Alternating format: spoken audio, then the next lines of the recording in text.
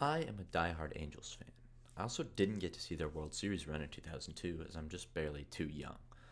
My football team, however, has 3 Super Bowl championships and has won the conference 4 times in the last 5 years, and I still would rather watch baseball out of any other professional sport. I think it's clear from this that I'm a baseball fan, which is why it's so interesting to me that people insist that the sport is in decline. With opening day approaching rapidly, a couple days before this video goes out, but well after the script was written, I want to take a look at why baseball is less popular now, how MLB executives are attempting to fix that, and why every single one of them is wrong. Baseball is a very interesting sport from an outside perspective. The rules are unlike that of most other sports. They're so strange that baseball creates an entirely unique viewing experience. Baseball is enjoyable in person and on TV. When you go to a game, baseball is the least hyped sport of all time during the regular season, and games are still fun to attend and participate in. The gentle crowd noise and game provide a comfortable ambiance to share a conversation in, while still being able to be involved in the sport.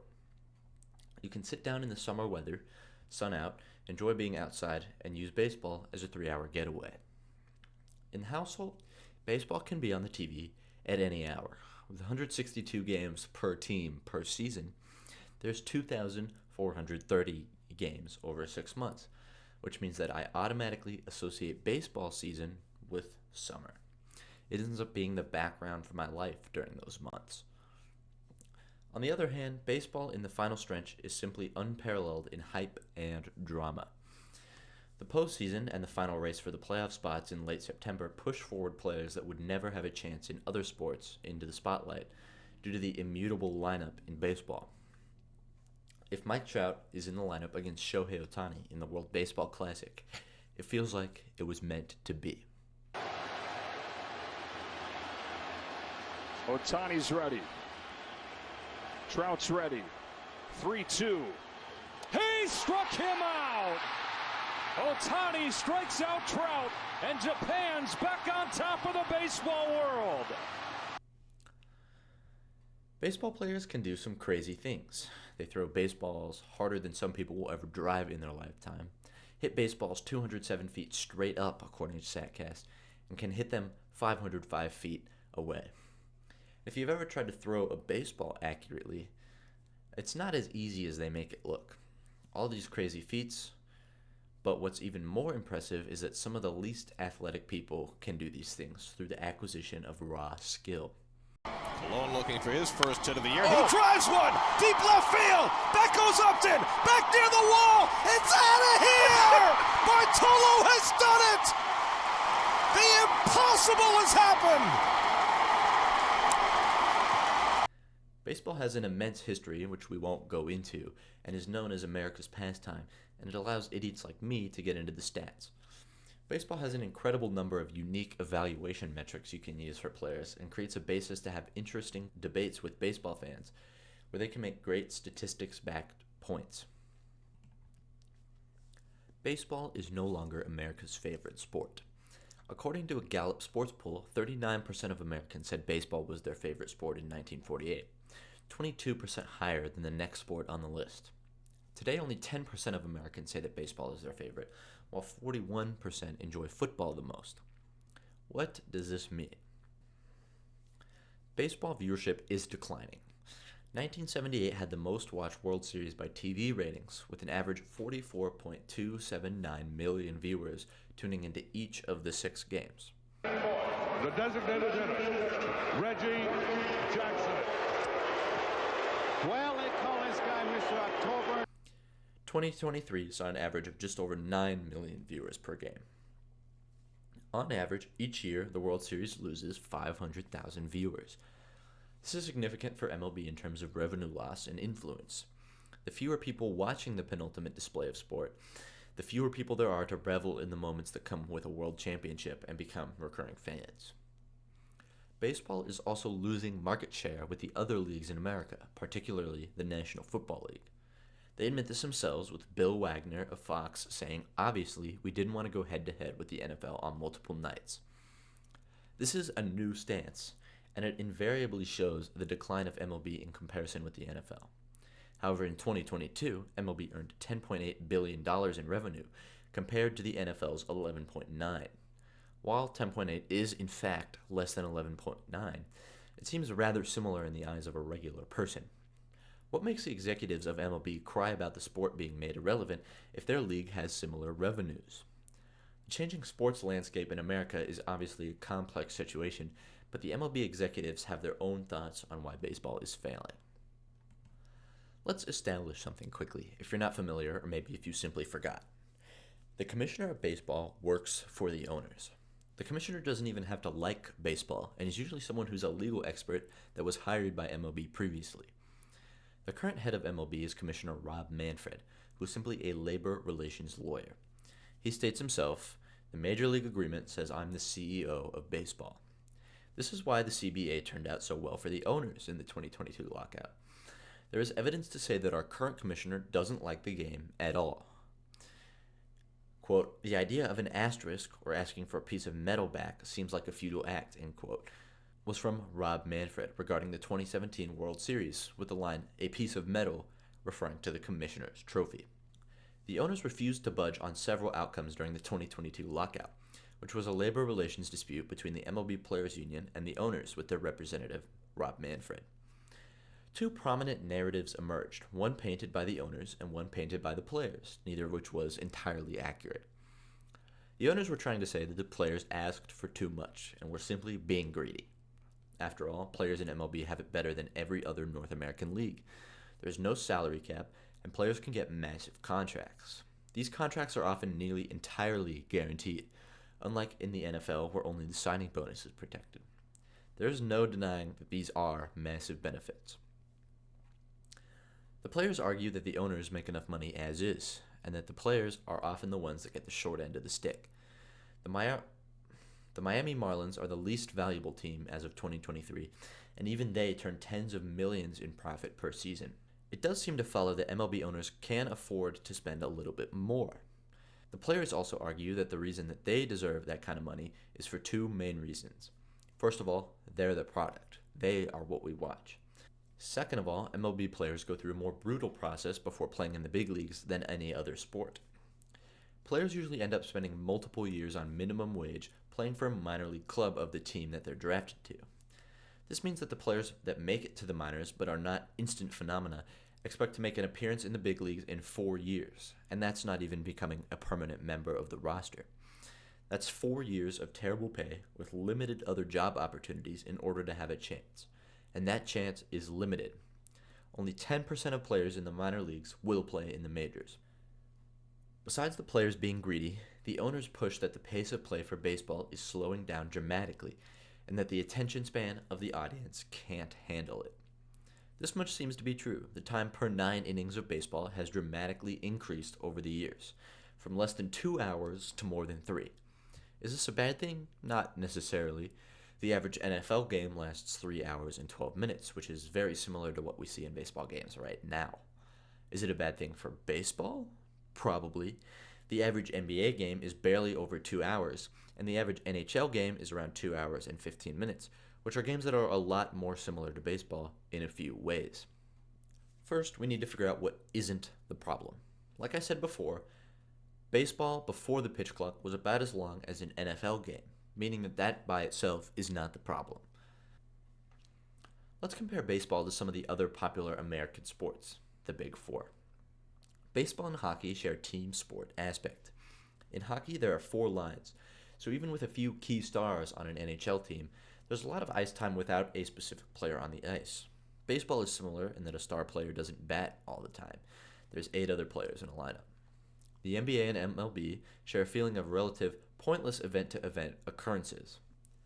What I mean by this is that in a baseball game, each team can see about 100 to 200 pitches, and in NBA, each team gets around 100 possessions a game. This means each pitch or possession in either sport doesn't matter that much in the middle of a game. The Browns ran the most offensive plays in the NFL last year at 1,187. This means they ran about 70 plays per game on offense. Here's the difference though. Those plays lead to a first down, which must be achieved every 4 plays. In baseball, you could say the same applies for an at-bat with 3 strikes, but you can see 7 pitches in an at-bat without even swinging. Even if you strike out, your team can still score runs that inning, unlike a drive in the NFL.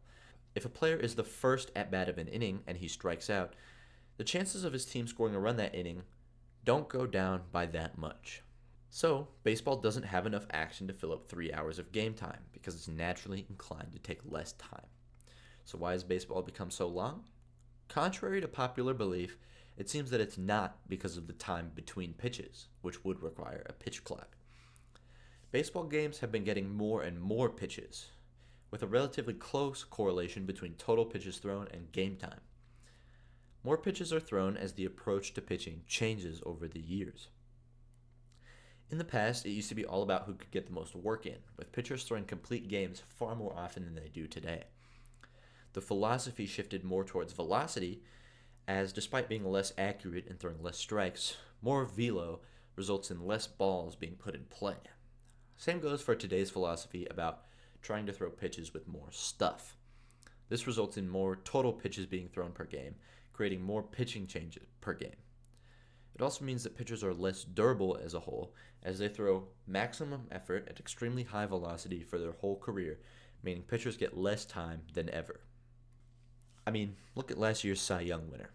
Blake Snell threw 180 innings in 32 games for an average of 5 2/3 innings per start. He's had 2 whole Cy Young seasons and has 0 career complete games. 40 years ago, that would have been unthinkable. So now our games are full of pitching changes. This is what I believe the main problem is. Baseball has strayed too far from its roots. In the past, it was all about the things that count on the surface level. How many hits you could get, how high your batting average was, or how many innings you could pitch. This meant that there was less pressure on each individual moment. It doesn't matter if you swing and miss at this pitch, or if this pitch is under 90 miles an hour. If the plate appearance ends in a way that benefits the team, you're labeled as a good player. Now we look deeper. If a pitcher's velocity is not up to par, then they get pulled, even if they're just a little bit tired. This adds multiple minutes over and over again. They also get pulled simply if the matchup is unfavorable for pitchers' handedness.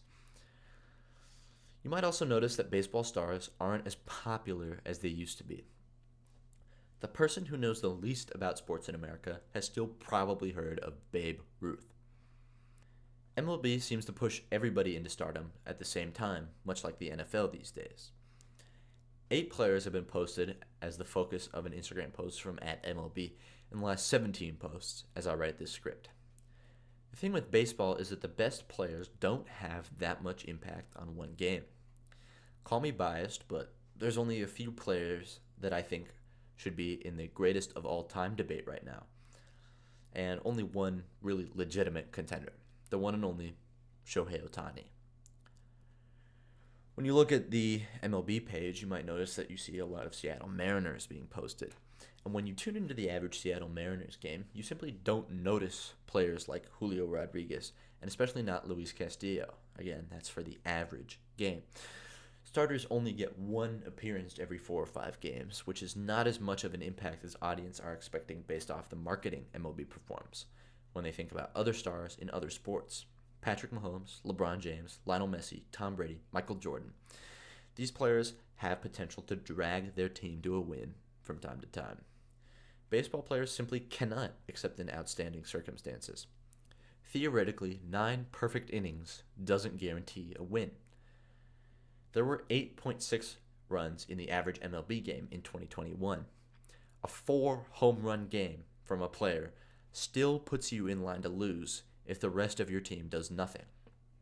In my opinion, baseball needs to limit their public pushing of stars to the players who have a candidacy to be one of the greats.